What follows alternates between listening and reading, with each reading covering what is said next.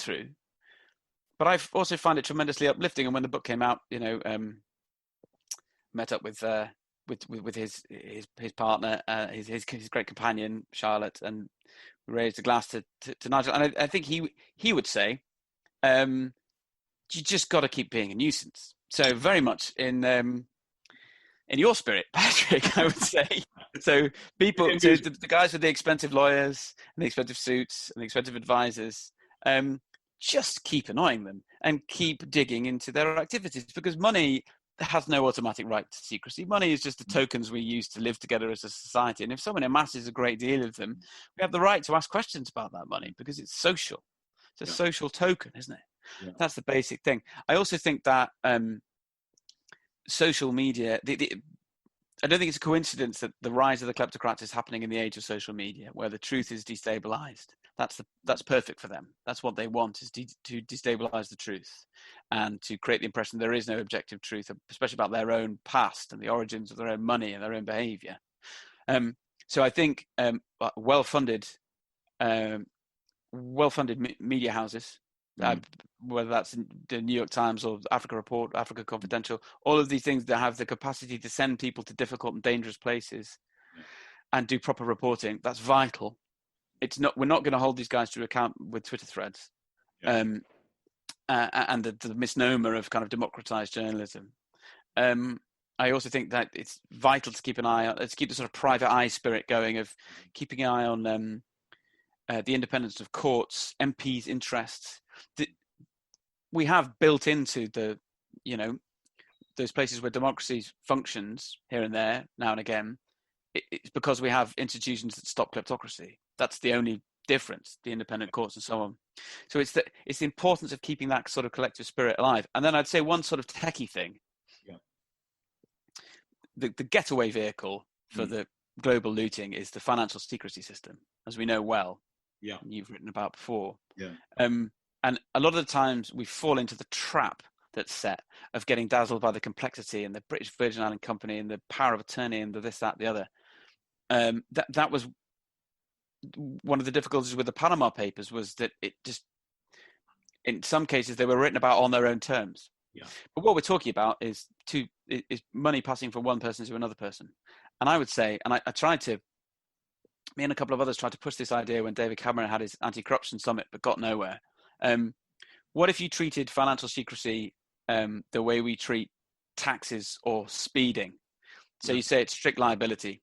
So you're free to continue doing business with Patrick Smith Incorporated, the British Virgin Islands, whose owner is secret. You can do that business.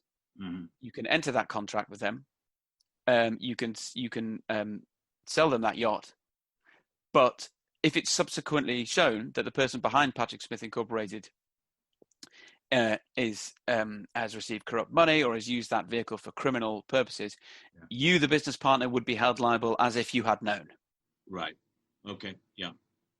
I think, I'm not a lawyer, as you can tell, but although I now know a few, but I feel like something like that, something where we get back to the basic use of money as a social, public exchange. Yeah. Because I think there's a lot of bullshit reasons given for the need for financial secrecy, that, sometimes an oligarch needs to protect his wealth. Oh, really?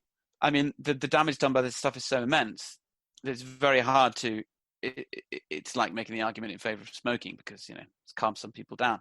But I feel that a radical rethink of the secrecy we allow money is maybe the only real way. In the same way we're having a radical rethink about the way we treat the natural world or the way we treat animals. We probably need to have a huge rethink about the way we treat refugees. Sometimes we have these huge cultural shifts, and I feel it needs to be something that huge. Yeah. And do you think that argument's getting some support, say in Africa to start off with, but also in Europe and the US? Do you think? I think as with so many things, I think the political debate in Africa is ahead. Yeah. As it so often is. Right. And I feel like the ideas about what money is and what the rights that we have, not only to to understand public money and how it's spent, which is obviously absolute, but also private money.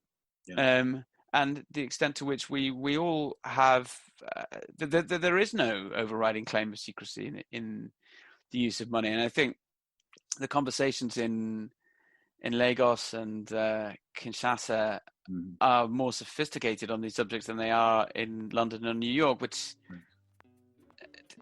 I feel still regard dirty money the way they think about colonialism and slavery, as though they're sort of not involved, as opposed to being the actual engines of these things.